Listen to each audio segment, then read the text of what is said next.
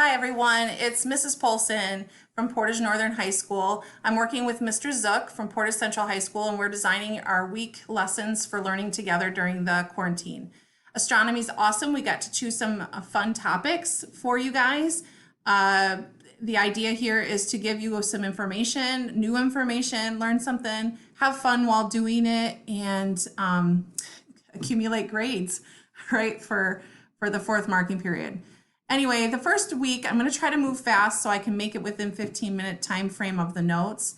But you should have your note packet with you or a sheet of line paper or something to jot down some notes so that you can use it for the activity. I'm also going to recommend, because this is lesson 1, that you shift gears, that you do something intentional to shift gears into a school mentality just for the time, if you haven't already, just for the time of working through these lessons. Nobody's supposed to have a lesson that's really longer than 90 minutes. So it's doable within the week that you're given to finish them. But shift modes. Maybe it's a room that you go to. Maybe it's, I don't know, maybe it's a song you play or music that you have, some quiet music, something to help you kind of switch modes. And here now it's school zone. So today we're going to learn about exoplanets. You can pause the notes video, you can replay it, you can do whatever you need to do to get the information. I will be sharing a video within this time. I'll also be sharing an interactive very briefly, but the interactive is super fun. So I'm also going to link these slides into Google Classroom. But by listening, you're going to get more information than you would just by looking at the slides. Okay, so perspective. Earth is tiny, friends, okay? It's little. You can see this little picture. Here's Earth in it. Here's our sun. Here's Jupiter. So even though Earth seems so big when we look out, we can only see so far on this round planet, but it seems so big, but it's actually really, really tiny. When you're thinking astronomical in terms, the stuff we feel is big here on this planet is just not. And so when we're talking about planets that are not within our system, and how far away we are from everything, right? Everything's astronomical. Those things are tiny. So if we were 1 light year away from our sun, the Earth wouldn't even be visible to the naked eye whatsoever. And barely the sun would be visible, honestly. So how in the world do we find other solar systems out there? How do we even detect that they're there? We do know they're there. We have detected them, but we cannot see these things with the naked eye. So keep in mind, again, things are big. Our solar system isn't even 1 light year big. And when we're talking about exoplanets and other solar systems, we're talking about thousands of light years away from us. And the next nearest star to us is Alpha Centauri. That's 4.3 light years away. It takes light 4.3 years to get to us on Earth from Alpha Centauri. That's crazy. Our galaxy is full of billions of stars, billion with a B, and it spans 100,000 light years from edge to edge. I mean, that's really big. And remember, Milky Way is one of billions of galaxies out there. It's just big. But how do we detect other solar systems out there? Yes, we can. We can do this. And so our lesson is going to be all about that. But let's first define exoplanet. Exoplanet is a planet that orbits a different parent star than our own sun. So it's beyond our solar system. To date, NASA has identified 4,144 exoplanets. Wow. I mean, that's a lot. And it's a small patch. You should look up at some point how big of an area Kepler has been looking. Kepler is the telescope that is, its main focus is to find exoplanets, and it's not very big. So imagine what the whole of space would be. There's more planets out there than there are stars. Like, it's crazy. And by the way, all of these exoplanets that have been discovered are all within the Milky Way. They're not beyond our galaxy. Okay, so I want you to check out this exoplanets interactive from NASA. It's so cool. On average, it's estimated there's at least 1 planet for every star. That means there's something in the order of billions of planets in our galaxy alone, many in the Earth's size range. Like what? So hit explore now. This is every dot on here is an exoplanet. And so if I click on any of them and click to zoom, it takes us there. So here's a system that has a number of planets. The stars in the middle. There's our sun way back there. We are, oh, this is right in the middle, but I feel like it says 1,413 light years away from Earth. That's what this system is. So 1,413 light years away. And you can look over here. There's a lot of things on here that I'm not going to show you, but you can play with. But if you click on one of them, it shows you a hypothetical visualization based on what we know about that planet, what we've been able to use our science to determine. This is what we feel that it might look like.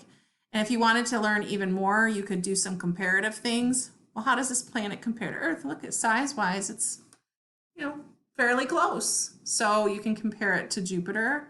It's always nice to compare it to something that we kind of are familiar with, you know, so that would be like a similar system to us. But you guys, you saw how many dots there were. I mean, there's just, it's just cool. So check it out. You can totally nerd out with that if you want to. I'm going to show this minute video clip. It took Clyde Tombaugh half a year of manually looking at photographic plates containing over 2 million stars before he discovered Pluto. And it's in our own solar system. So how on earth does one find a planet orbiting a distant star? You could just look, but stars are so far away and so bright compared to their planets that it's really hard to just look at one and see a planet orbiting it. Direct discovery of new exoplanets by just looking is essentially limited to relatively nearby stars with very large planets very far away from them. Think 10 times the size of Jupiter, and with orbits at least as big. The vast majority of exoplanets have been found indirectly by observing their effects on their parent stars. For example, a planet passing in front of a star will make that star darker for a little while, and the amount it darkens will tell you about the size of the planet relative to the star. Of course, this trick only works if the planet's orbit is tilted perfectly to pass between us and its star, and on average less than 1% of Earth-like planets will have this convenient orbital orientation. We have managed to find a lot of exoplanets this way by exhaustive satellite searches, but you could instead look at the effect planets have on the motion of stars. As we know, planets don't orbit stars. Rather, both orbit around their combined center of mass. Stars are so heavy the center of mass is often inside the star, but the star will nonetheless be moving. That motion manifests itself as a teeny tiny wobble in the velocity of the star relative to us, which we determine by carefully measuring the red or blue Doppler shift of the star's light. Both these indirect methods are most effective at finding big planets close to their stars, because the speeds involved and the amount of light blocked are greater, and also because close planets orbit more often, so we don't have to wait as long to notice their effects. There are other more complicated and fancy methods that can find planets which are harder to notice via star wobbling or starlight blocking, and all of these together have combined to help us discover more than 1,800 exoplanets as of 2014. Sorry, Pluto, you've been X'd out. This video is brought to you in part by So he did cover a couple of different methods, but we're gonna focus on the transit method. So exoplanet transit is defined as the dip in light that occurs when an exoplanet passes in front of its parent star while in orbit. So basically, you guys, you look out and you see stars. When a planet moves in front of that star, you're not going to see it with the naked eye because they're teeny tiny, right, compared to the amount of light and the size of the star. But with a telescope that has a light sensor that is in tune to notice the very, very slightest dips in light that happen when a planet moves in front of the light source, the parent star. It is measurable. It's detectable and measurable by instruments. And this is what's called indirect measurement. So what can those indirect measurements tell us? Size and orbital period. So how long is its year? It can tell us, we can use that information to gauge distance that exoplanet is from its parent star.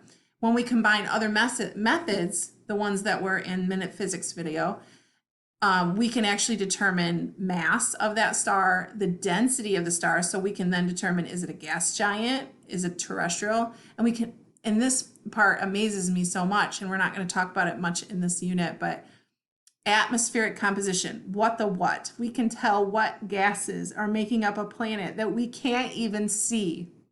Like, that is profound science to me. It's amazing. So I don't know, it's amazing science. So what does that look like?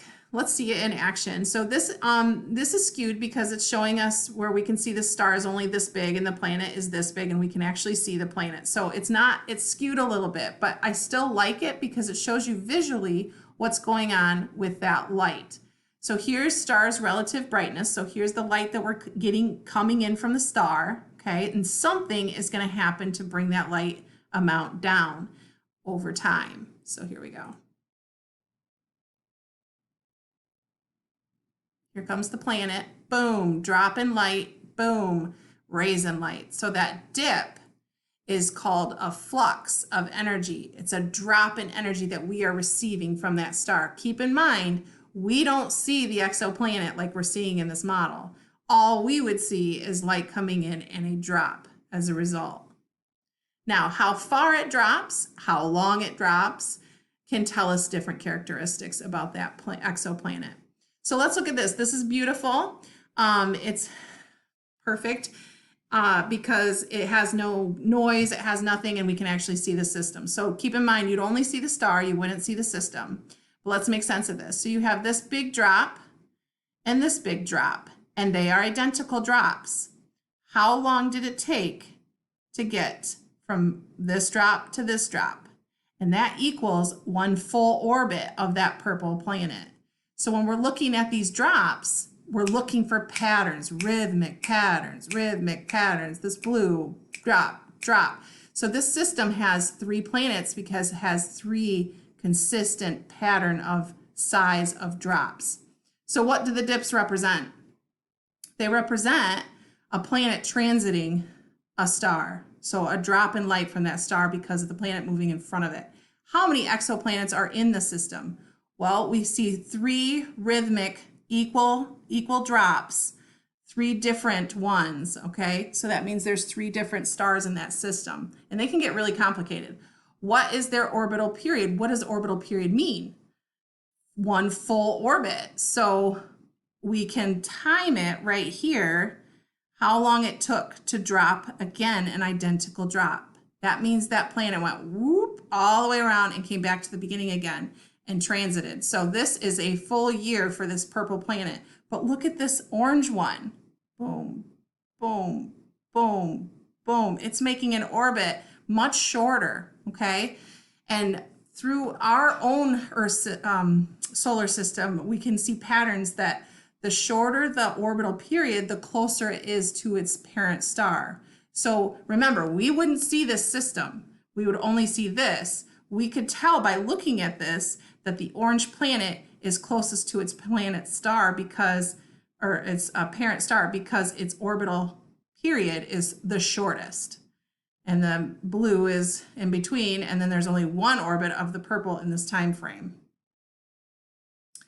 In reality, they're a little bit more messy. So they look like straight lines, they don't look like curves, because here, let me show you again.